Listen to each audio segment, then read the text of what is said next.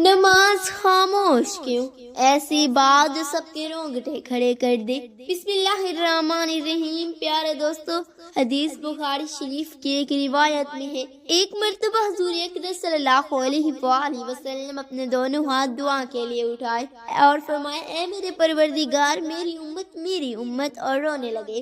تو اللہ تبارک و تعالی نے فرمایا، اے جبرائیل، محمد صلی اللہ علیہ وآلہ وسلم کے پاس جاؤ اور تیرا رب خوب جانتا ہے، لیکن ان سے پوچھو آپ کیوں رو رہے ہیں۔ حضرت جبرائیل علیہ السلام سرکار مدینہ صلی اللہ علیہ وآلہ وسلم کے پاس آئے اور عرض کیا، آپ کیوں رو رہے ہیں؟ آپ نے اپنا حال بیان فرمایا۔ حضرت جبرائیل علیہ السلام نے بارگاہ الہی میں عرض کیا تو رب تبارک و تعالی نے فرمایا، اے جبرائیل، محمد صلی اللہ علیہ وآلہ وسلم کے پاس جاؤ اور کہو، تمہاری امت کے بارے میں ہم تجھ کو راضی کر دیں گے اور مایوس نہیں کریں گے، اور دوسرے نبیوں کی امتیوں کے بارے میں بھی بتاؤ۔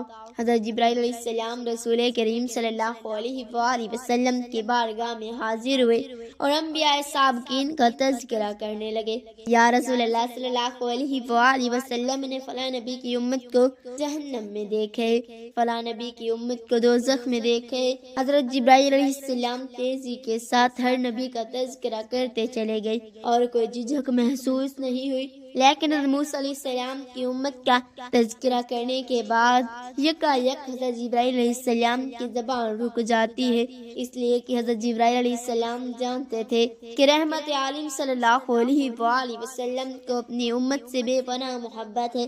اگر امت رسول کو جہنم میں دیکھنے کا ذکر کروں تو حضور اقدس صلی اللہ علیہ وآلہ وسلم پریشان حال ہوں گے، اس لیے اب جبرائیل علیہ السلام کی زبان پر خاموشی کا پہرا لگ جاتا ہے۔ مگر جبرائیل علیہ السلام کی اچانک خاموشی سے سرکار دو عالم صلی اللہ علیہ وآلہ وسلم بے چین ہو کر فرمایا کہ جبرائیل، یہ بتاؤ، کہیں تم نے میری امت کو جہنم میں تو نہیں دیکھا؟ حضرت جبرائیل علیہ السلام جواب دیتے دیتے رک جاتے ہیں۔ سرکار مدینہ صلی اللہ علیہ وآلہ وسلم بے تابانہ طور پر فرماتے ہیں، جبرائیل، جلد بتاؤ، کیا تم نے میری امت کو بھی جہنم میں تو نہیں دیکھا؟ اب مجبوراً حضرت جبرائیل علیہ السلام نے عرض کیا، یا رسول اللہ صلی اللہ علیہ وآلہ وسلم، آپ کی امت کو بھی جہنم میں دیکھا ہے۔ بس اتنا سننا تھا کہ حضور اقدس صلی اللہ علیہ وآلہ وسلم کا چین و سکون جاتا رہا اور بے چینی، بے قراری پیدا ہو گئی۔ ادھر جبرائیل علیہ السلام نے اجازت چاہی اور منزل سدرہ کی جانب پرواز کر گئے اور حضور اقدس صلی اللہ علیہ وآلہ وسلم نے کاشان نبوت کو چھوڑ دیا۔ لوگوں کی نگاہوں سے چھپ کر غیر آبادی میں پہاڑ کی غار میں پہنچ کر اپنی نورانی پیشانی کو فرش زمین پر رکھ کر بلک بلک کر رونے لگے۔ چشمان نبوت سے آنسو کی برسات ہونے لگی اور زبان مبارک سے رب حبل امتی، رب حبل امتی کی صدا جاری ہو گئی۔ ادھر شمع رسالت کے صحابہ کا جب عالم ہو گیا، سرکار کو نہ پا کر بے تاب ہونے لگے، ادھر ادھر ڈھونڈنا شروع کر دیا۔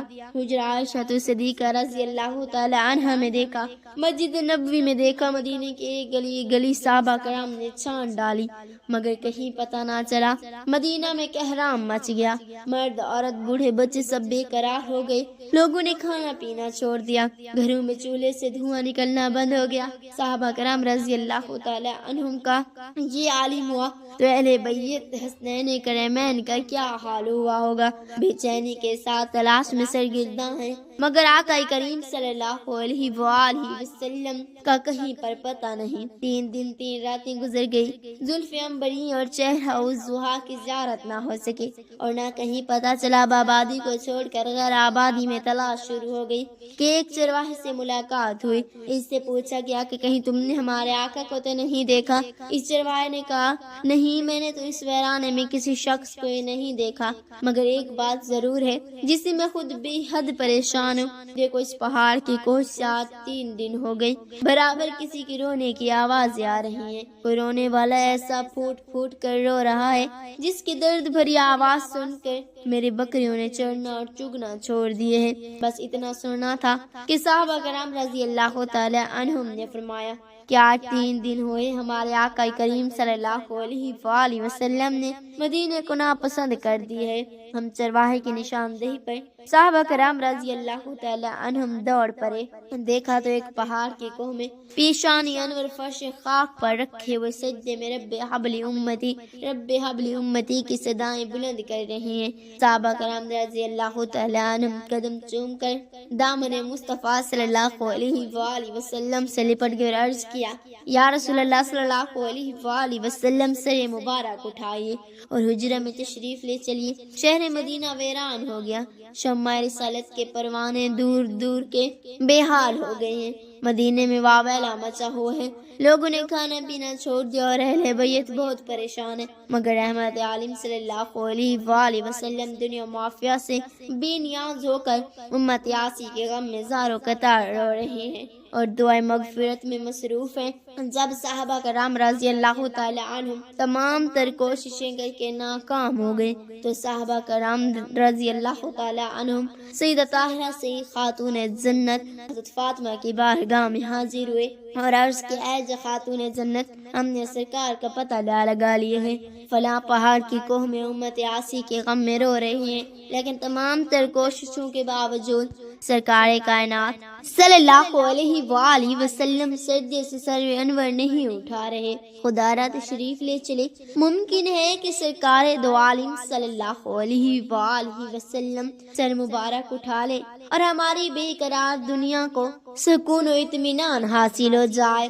خاموش آواز میں نماز پڑھنے کا حکم اللہ تعالی کی بندگی کی انتہائی عاجزی اور خوشی کو ظاہر کرتے ہیں۔ یہ بندے کو یاد دلاتے ہیں کہ اللہ تعالی دلوں کے بھید جانتے ہیں اور سننے والے ہیں۔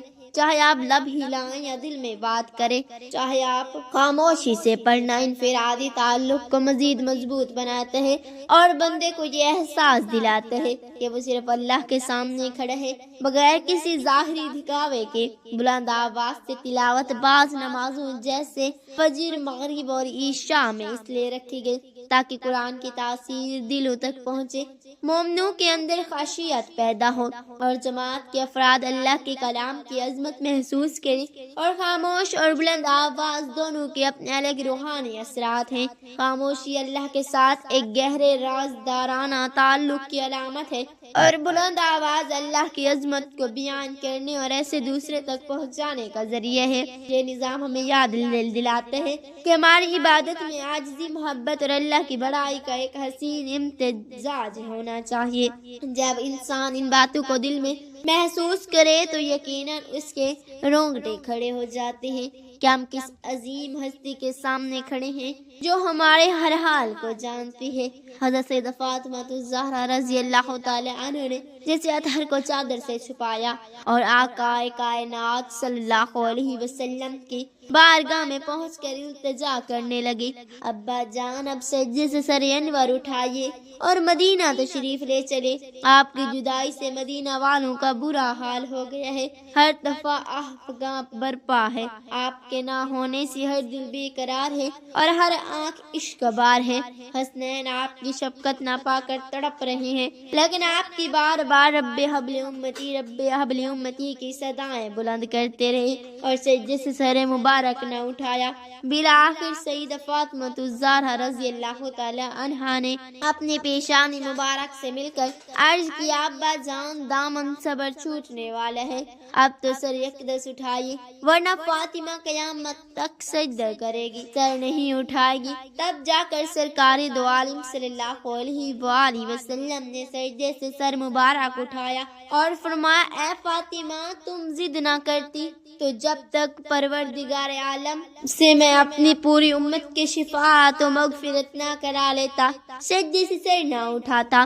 حضرت انس بن مالک رضی اللہ تعالی عنہ روایت کرتے ہیں کہ حضور اقدس صلی اللہ علیہ وآلہ وسلم کے زمانے میں ایک یہودی عالم تھا، اس کا نام جلبیب تھا۔ اس کا ایک لڑکا حسن و جمال سے یکتا تھا جو کمال سیرت سے مزین اور بڑا خلیق تھا۔ اتفاق اس نے اپنے والد کے خزانے میں ایک ڈبیا دیکھی جو سرخ موتیوں سے بنی ہوئی تھی اور اس پر مشق کی ایک مہر لگی ہوئی تھی تاکہ کوئی شخص اسے کھول نہ سکے اور اندر دیکھ نہ سکے۔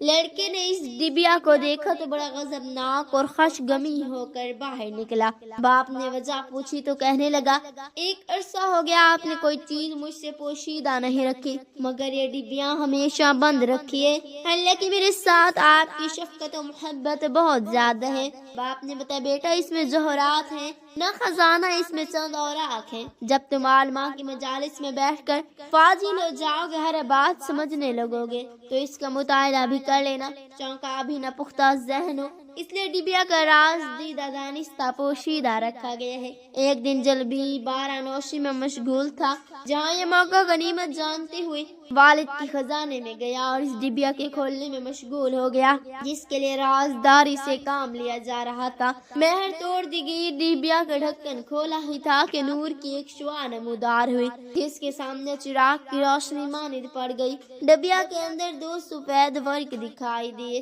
جن پر لا الہ الا اللہ محمد رسول اللہ لکھا تھا۔